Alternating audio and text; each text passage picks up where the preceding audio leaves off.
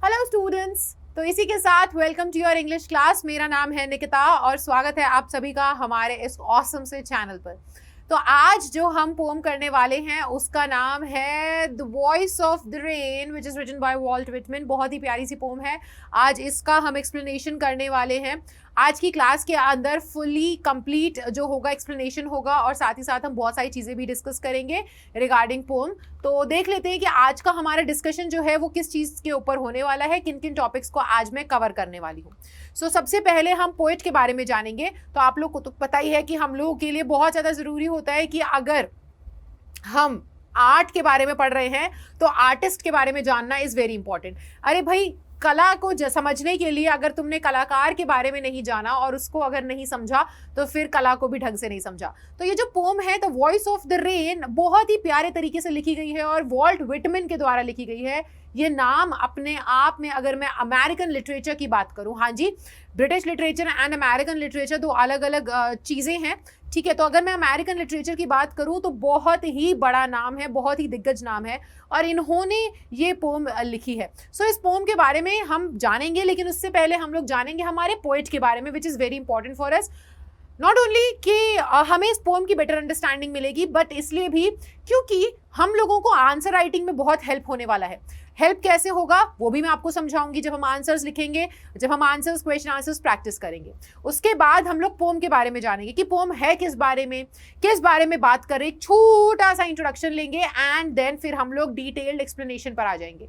हम लोग डिटेल में पढ़ेंगे इस पोम को समझेंगे लाइन बाय लाइन और उसके बाद पोइटिक डिवाइसेस या पोइट्री डिवाइसेस भी हम इसके करेंगे जिनकी मदद से ये पोम जो है वो पॉसिबल हो पाई थी। ये सारी चीज़ें आज की क्लास में हम लोग पढ़ने वाले हैं, सीखने वाले हैं। आई होप आप सभी लोग तैयार हो इसके लिए। शुरू किया जाए तो शुरू करेंगे हम हमारे पोएट के बारे में जान करके। हमारे पोएट का नाम है वॉल्ट विटमैन। जैसे कि मैंने बताया, आप इनकी पिक्चर भी देख पा रहे होंगे, ये है वॉल्ट विटमैन। बहुत ही दिग्गज नाम है। जैसे कि मैं बता चुकी हूँ, ऑलरेडी 2 बार रिपीट कर चुकी हूँ कि अमेरिकन लिटरेचर में ये नाम बहुत ज़्यादा जाना माना है। कई पोम्स इन्होंने लिखी हैं और लोगों को बहुत पसंद आई है। इनकी पोइट्री के अंदर एक रियलिज्म का अगर हम बात करें तो काफ़ी ज़्यादा होता है, यानी कि रियलिटी से काफ़ी इनका टच होता है। और स्पेशली ये जो पोम है वो तो बहुत ही प्यारी है क्योंकि हर कोई इस पोम के साथ रिलेट कर पाएगा और इसको समझ पाएगा। तो इनका एक्चुअल में नाम जो है वो वॉल्ट विटमैन नहीं, वॉल्टर विटमैन है इनका नाम। वॉल्टर विटमैन जिनका जन्म हुआ था May 31, 1819 में और इनकी डेथ हुई थी March 26, 1892 में। तो he was an American poet, essayist and journalist. तो वो एक अमेरिकन पोएट थे, यानी कि कविताएं लिखते थे, एसेइस्ट यानी कि निबंधकार और जर्नलिस्ट यानी कि पत्रकार।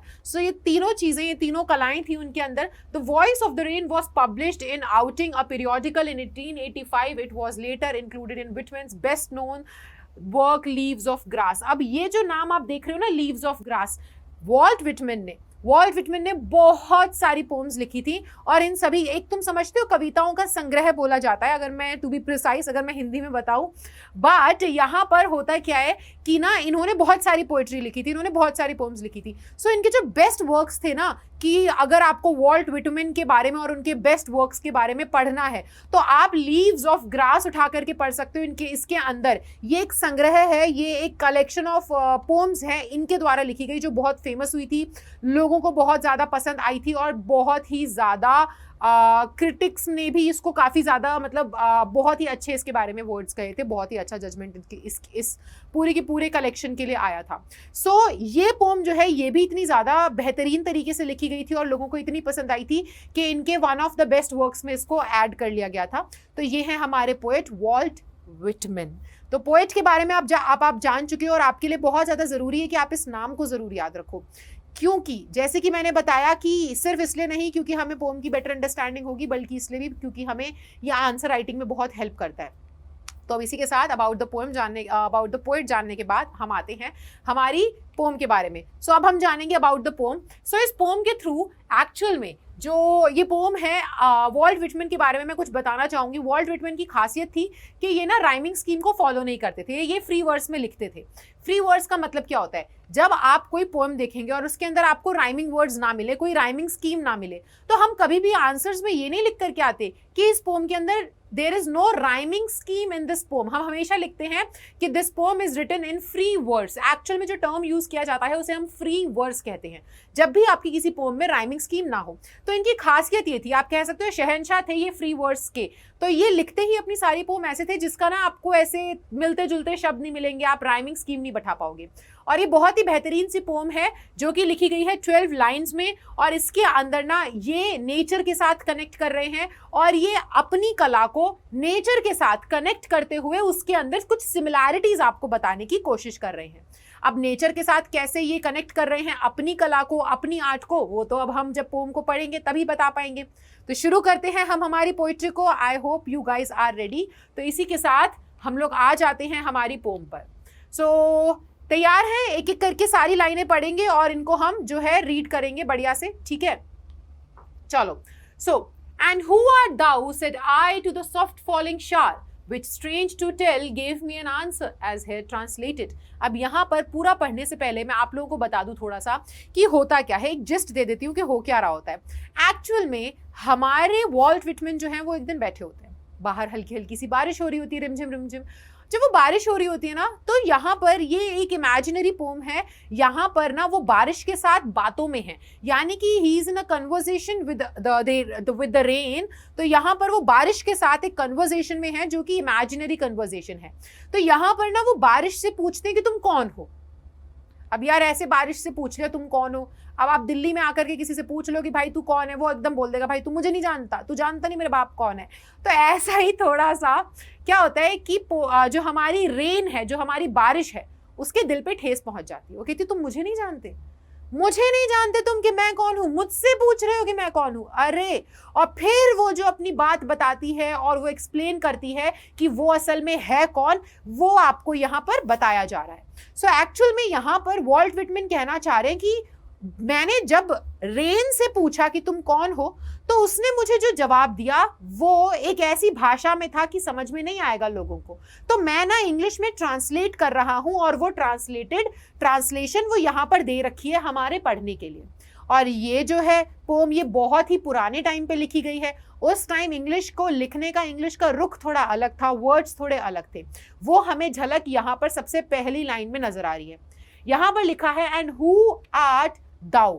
सो दाउ का मतलब होता है यू एंड आर्ट का मतलब कला नहीं, आर। सो बेसिकली अगर हम यहां लिखेंगे तो let me choose another colour. Okay, हाँ। सो यहां पर वो जो पोम के बारे में बता रही है, सबसे पहली लाइन जो आती है हु आर्ट दाउ, ये लाइन यहां पर क्या कह रही है? सो ये जो है ना आर्ट, ये this word, basically this word stands for, बार बार हमारी जो है ना पोम का वो चेंज हो जा रहा है, तो मैं आप लोगों को ऐसे ही समझा देती हूँ, ठीक है? आर्ट का मतलब होता है आर एंड दाउ का मतलब होता है you. So who art thou means who are you. तो हम इसको एक बार लाइन बाय लाइन पढ़ लेते हैं एंड देन फिर हम लोग इसको समझेंगे, ठीक है? And who art thou, said I to the soft falling shower, which strange to tell gave me an answer as here translated. I am the poem of the earth, said the voice of the rain. Eternal I rise, impalpable out of the land and the bottomless sea, upwards to heaven, whence vaguely formed all together, changed and yet the same, I descend to lave the draughts at me, dust layers of this globe. And all that in them without me were seeds only latent unborn. यहाँ पर बात क्या हो रही है?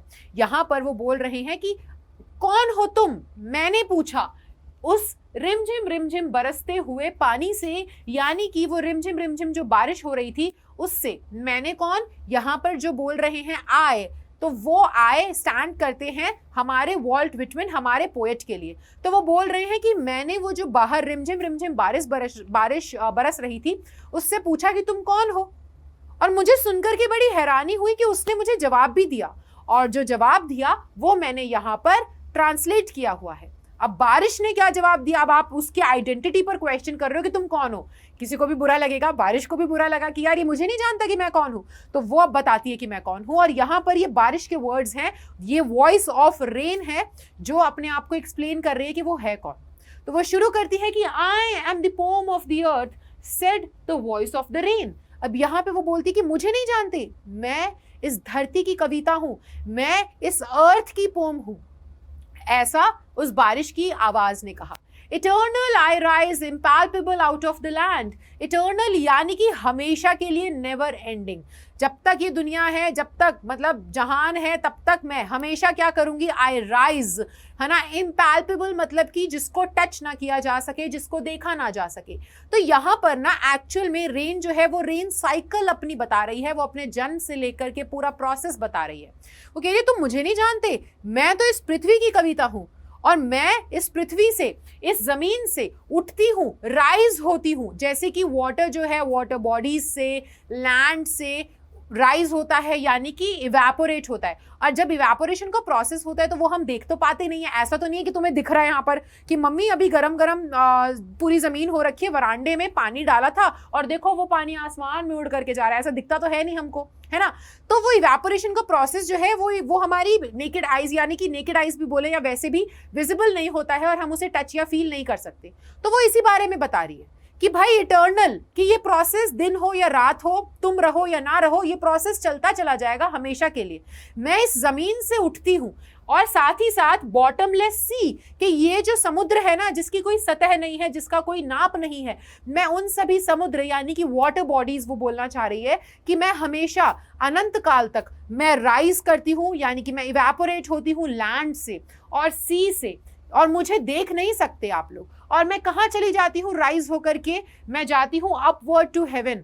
अब वो आसमान को, स्काई को स्वर्ग बता रही है कि मैं ऊपर आसमान में, स्वर्ग में चली जाती हूँ, जहां पर मैं vaguely formed all together. Vaguely यानी कि अनक्लियर। अब क्या होता है, रेन साइकिल में पानी इवेपोरेशन के बाद ऊपर जाता है और वो एक अनक्लियर सा एक आकार ले लेता है।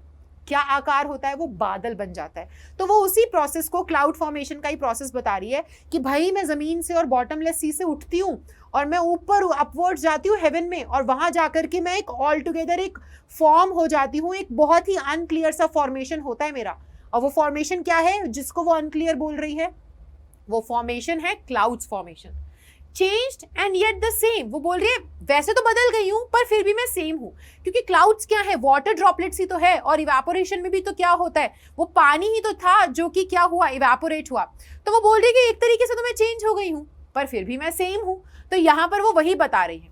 आगे वो बोलती है कि ये प्रोसेस कंप्लीट होने के बाद, कि जब मेरा पूरा प्रोसेस कंप्लीट हो जाता है, इटर्नल, जब मैं राइज होती हूँ, मैं ऊपर जाकर के बादल बन जाती हूँ, उसके बाद I descend. Descend means to come down. I descend to lave the droughts. Lave यानी कि उनको रिलीफ पहुंचाना, उनको राहत पहुंचाना। ड्रॉट्स यानी कि जब सूखा पड़ जाता है।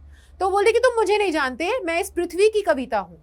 मैं उठती हूँ तुम्हारी जमीनों से और तुम्हारी इसी बॉटमलेस सी से ऊपर जाती हूँ, एक आकार ले लेती हूँ जो धुंधला सा होता है, बदल जाती हूँ पर फिर भी नहीं बदलती। और फिर जब मैं बरसती हूँ, जब मैं नीचे आती हूँ, तो मैं सूखा मिटा देती हूँ, मैं सूखे से राहत पहुंचाती हूँ। मैं एटमीज, डस्ट लेयर्स, जो ग्लोब के ऊपर पड़ी हुई धूल मिट्टी है, वो सब साफ कर देती हूँ। And all that in them without me, और इस ग्लोब के अंदर जो कुछ भी है वो मेरे बिना कुछ भी नहीं होता। वर सीड्स ओनली लेटेंट अनबॉर्न, वो मेरे बिना कुछ भी नहीं होता, वो केवल बीज बन के रह जाता जो कि छुपा रहता जमीन में और कभी पैदा नहीं हो पाता। यानी कि बारिश अगर नहीं होती तो सूखा पड़ जाता, और आप कितनी ही फसल उगा लो, वो फसल जो है वो खिल नहीं पाती, वो ढंग से उग नहीं पाती, क्योंकि बारिश तो मेन सोर्स है ना। तो बारिश नहीं होती तो वो सीड्स भी आपस में, वो सीड्स भी क्या नहीं कर पाती, स्प्राउट नहीं कर पाती। तो वो उसी की बात कर रही है कि भाई मैं आती हूँ और मैं राहत पहुंचाती हूँ, मैं सूखे से राहत पहुंचाती हूँ, मैं डस्ट पार्टिकल्स तुम्हारे साफ कर देती हूँ, और मैं अकेली वो हूँ जिसकी वजह से अगर मैं नहीं होती तो जो सीड्स है ना वो हमेशा मिट्टी के अंदर दबी रह जाती और कभी भी पैदा नहीं हो पाती। और तुम मुझसे पूछ रहे हो कि मैं कौन हूँ। अब इसी के साथ आगे क्या होता है, okay, and forever by day and night I give back life to my own origin and make pure and beautify it.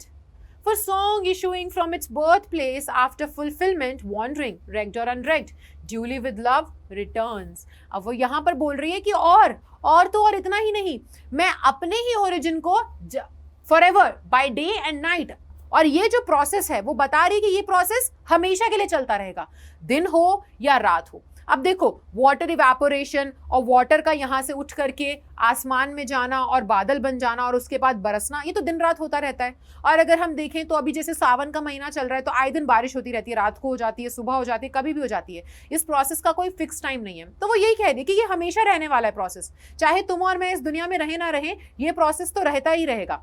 और वो आगे बोल रही है कि I give back life to my own origin, कि जहां से मैं पैदा हुई थी ना, मैं वहीं आकर के समा जाती हूँ, मैं उसी को जन्म देती हूँ एक तरीके से जहां से मैंने जन्म लिया था। यानी कि कैसे, अब यहाँ पे वो कह रही है कि मैं जिस मिट्टी और जिस जमीन और जिस समुद्र से उठ करके ऊपर गई थी, मैंने आसमान में जाकर के बादल का रूप लिया था, जब मैं बरसती हूँ तो वो उसी जमीन में समा जाती है और उसी वाटर बॉडीज में और उसी समुद्र में समा जाती है। तो एक तरीके से जहां से जन्म लिया वहीं जाकर के समा गई, तो उसी ओरिजिन को लाइफ दी। तो वो यही बता रही है कि मैं यही करती हूँ। अब होता क्या है कि जब हमारे राइटर यानी कि वॉल्ट व्हिटमैन बातों को सुन रहे होते हैं बारिश की इस, तो उनको लगता है कि जैसा तुम्हारा प्रोसेस है, जैसी तुम हो वैसी ही तो मेरी कला है। अब वो यहाँ पर ब्रैकेट में अपनी कला को कंपेयर करते हैं, किसके साथ? वो अपनी कला को कंपेयर करते हैं बारिश के इस प्रोसेस के साथ। बारिश इस बीच ये भी बताती है कि जब मैं इस दुनिया में समाती हूँ तो मैं इस दुनिया को बहुत ही सुंदर, बहुत ही स्वच्छ, बहुत ही साफ बना देती हूँ। क्योंकि जब बारिश होती है तो आपने देखा है ना, सब कुछ कितना ग्रीन होता है। अगर किसी चीज पे धूल मिट्टी पड़ी हुई तो वो सब क्लीन हो जाता है, साफ हो जाता है, कितना ब्यूटीफुल होता है सब कुछ, एवरीथिंग। सो इसी प्रोसेस के साथ हमारे अब राइटर जो है अपनी कला को, अपने गाने को, अपनी पोम को, किसी भी चीज को, अपनी कला को बोलना चाहूंगी मैं यहाँ पर, अपने आर्ट को कंपेयर कर रहे हैं रेन के इस प्रोसेस से। वो कह रहे हैं वैसा ही तो मेरा गाना है, for song issuing from its birth place. अब यहाँ पर अगर मैं एक एग्जाम्पल दूं, अरिजीत सिंह का गाना छन्ना मेरेया, है ना। अब ये गाना जो है वो बोल रहे हैं, अब यहाँ पे कुछ वर्ड्स देख लीजिए, रेग्ड और अनरेग्ड का मतलब है केयर्ड फॉर और अनकेयर्ड फॉर, यानी कि परवाह हो या परवाह ना हो। तो यहाँ पर वो बोलना चाह रहे हैं कि जैसे कि फॉर एग्जाम्पल एक कोई राइटर है या कोई एक सिंगर है, हम यहाँ पर अरिजीत सिंह का एग्जाम्पल ले लेते हैं। अब अरिजीत सिंह ने गाना गाया छन्ना मेरेया। अब वो गाना जो है वो कहाँ से निकला? अरिजीत सिंह के अंदर से निकला। वो उस गाने ने जन्म कहाँ से लिया? वो राइटर के दिमाग में से जन्म लिया, या आर्टिस्ट के अंदर से, या जिसने भी वो सिंगर है, जिसने भी वो गाना लिखा है, गाया है, उसके अंदर से जन्म लिया। उस गाने ने जन्म लिया, उन्होंने वो गाना बुना, उन्होंने वो गाना गाया, और जब गाना गाया तो वो दुनिया के लिए गाया और दुनिया ने उसको सुना। हो सकता है कुछ लोगों ने उसको बहुत पसंद किया, कुछ लोगों ने उसको पसंद नहीं किया। इस बात की परवाह ना करते हुए, मतलब आपको पसंद आए या पसंद ना आए, अरिजीत सिंह ने तो वो गाना गाया, है ना, और क्या हुआ, लोगों ने एंजॉय किया, कुछ ने नहीं भी किया होगा, लेकिन जिन्होंने एंजॉय किया उनकी तरफ से जो प्यार आया वो वापस किस में समा गया? वो वापस उसी इंसान में आकर के समा गया जिस इंसान से उस गाने ने जन्म लिया था। यानी कि आप देखो, अब जो उनका गाना है वो इतना फेमस हुआ, इतने लोगों ने सुना, कितने लोगों ने एंजॉय भी किया, और उनको वो प्यार वापस मिला। किस रूप में मिला? कुछ लोग उनको लेटर्स भेजते हैं, कुछ लोग उनका बार बार गाना सुनते हैं, उस गाने के ऊपर रीमिक्स बनाते हैं, या फिर उनको अवार्ड्स मिलना। ये सारा यही तरीका है दिखाने का कि वो कितना ज़्यादा उस गाने को पसंद कर रहे हैं और वो प्यार उनके पास वापस आ जा रहा है। तो वो कह रहे हैं जैसे कि ये रेन साइकिल है, जैसे बारिश तुम हो, जहां से निकलती हो असल में वहीं आके समा जाती हो, वैसे ही तो मेरी कला है, वैसा ही तो मेरा गाना है। वो मुझसे ही निकलता है, वो दुनिया में घूमता है, दुनिया उसको सुनती है, पसंद करे या ना पसंद करे मुझे इसकी परवाह नहीं, पर वो जो प्यार है मुझे उन लोगों से जो मिलता है वो मुझी में आकर के समा जाता है जहां से मेरी कला ने जन्म लिया था। इस बारे में वो बात कर रहे हैं। सो यही चीज कहा जा रहा है कि फॉर सॉन्ग, कि एक गाने के लिए, issuing from its birth place, एक गाने की अगर मैं बात करूं, वो जिस जन्मभूमि, कहाँ से जन्म लेगा गाना? एक इंसान से, उसके हृदय से या उसके दिमाग से, उसके मन से। तो वो गाना जहां से निकलता है, जहां से जन्म लेता है, आफ्टर फुलफिलमेंट, पूरा होने के बाद, यानी कि दुनिया में लोग सुनते हैं, लोग उसे इंजॉय करते हैं, उसे सुना जाता है, काफ़ी प्यार उसे दिया जाता है, वॉन्डरिंग, इधर से उधर घूमता है वो गाना, पूरी दुनिया भर में फैलता है। कुछ लोगों को पसंद आए, पसंद ना आए, पर वो पूरा होकर के अपना पूरी प्रोसेस अपना पूरा करके वो जो लव है वो वापस मुझ में ही आकर के समा जाता है। सो बेसिकली इस तरीके से वो अपनी कला को यहाँ पर कंपेयर कर रहे हैं बारिश के इस प्रोसेस के साथ। तो आई होप आपको ये पोम जो है बहुत ही अच्छे से समझ में आ गई होगी। डोंट वरी, अब हम इस पोम के पोएटिक डिवाइसेस भी करेंगे और इसकी अच्छे से इसके एनालिसिस भी करेंगे कि इस पोम को लिखने में कौन से डिवाइसेस ने मदद करी है और ये पोम इतनी अच्छी बन पाई। सो अब जो फॉलोइंग है, जो आगे आने वाले हैं, वो सभी पोएटिक डिवाइसेस हैं, आप नोट डाउन भी कर सकते हो। ठीक है, वो सभी पोएटिक डिवाइसेस हैं जो यहाँ पे इस पोम के अंदर हमें देखने को मिलेंगे। ओके सबसे पहला जो है वो है personification. What is the meaning of personification? Actually personification में अपने आप में यहाँ पर लिखा हुआ है पर्सन। जब हम किसी नॉन ह्यूमन चीज को किसी ह्यूमन के कैरेक्टरिस्टिक्स, किरदार दे देते हैं, कुछ क्वालिटीज दे देते हैं, तो वो कहलाता है पर्सोनिफिकेशन। कि कोई चीज जो कि ह्यूमन है नहीं लेकिन आपने उसे ह्यूमन के कैरेक्टरिस्टिक्स दे दिए। जैसे कि हम बोलते हैं ना हवा गुनगुना रही है, गुनगुनाने का काम तो जानवर भी नहीं कर सकते, गुनगुनाने का काम तो केवल हम इंसान करते हैं, हम गाना गुनगुनाते हैं। और हवा ह्यूमन नहीं है लेकिन हमने बोला वो गुनगुना रही है, तो ये तो क्वालिटी सिर्फ इंसान में है, बट हमने ये क्वालिटी हवा को दे दी, तो हमने उसको पर्सन की क्वालिटीज दे दी, तो पर्सोनिफिकेशन हो गया। ऐसे ही आवाज, वॉइस यानी कि बोली। अब बोली किसके पास है? ये तो सिर्फ हम इंसानों का अधिकार नहीं बोलूंगी मैं, ये यूनिक कैरेक्टरिस्टिक केवल हम इंसानों के पास है। और ये कैरेक्टरिस्टिक हमने अगर एक बारिश को दे दिया जो कि बोल ही नहीं सकती, हमने उसके पास उसकी खुद की आवाज, उसकी खुद की बोली दे दी है उसको, तो हमने बारिश को यहाँ पे एक पर्सन की कैरेक्टरिस्टिक्स दे दी, तो ये पर्सोनिफिकेशन हुआ। तो यही लिखा हुआ है यहाँ पे, बारिश जिस तरीके से बात कर रही है वो एक पर्सन के तरीके से बात कर रही है कि मैं उठती हूँ जमीन से और फिर मैं नीचे आती हूँ और पूरा सूखा मिटा देती हूँ। सो ये पर्सन की कैरेक्टरिस्टिक है, एज इफ कि वो एक इंसान हो। So this is our first poetic device, personification.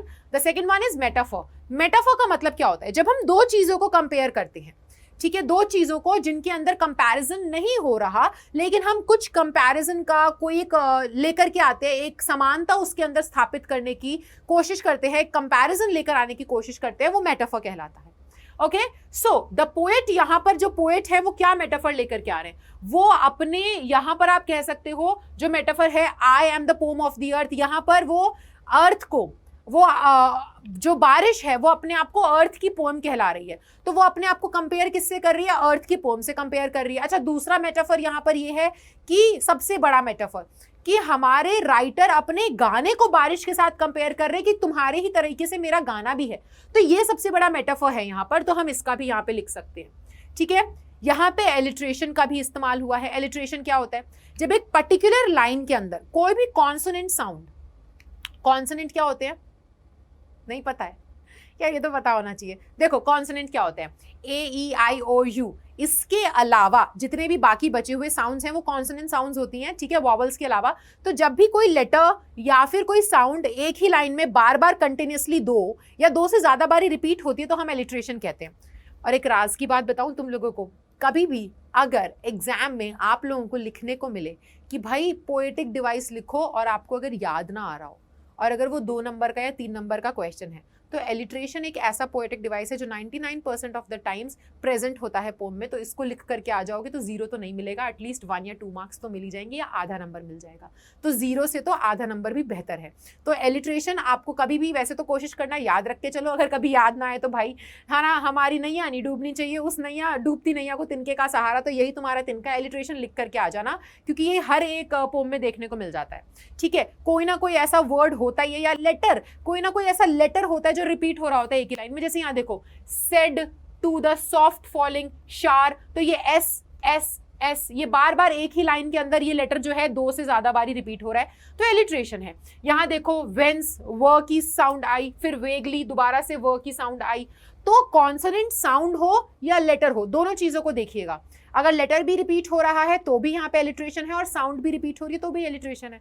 तो व और व की साउंड आ रही है, तो ये कॉन्सोनेंट साउंड्स है। तो ये मोस्ट ऑफ द टाइम्स हमें देखने को मिल जाती हैं, तो आप इसको लिख कर आ सकते हो, ये बहुत ही सेफ प्ले रहेगा तुम्हारे लिए। और अगला जो है हाइपरबोली। हाइपरबोली क्या होता है? जब हम ना एग्जैजरेट करते हैं चीज़ों को।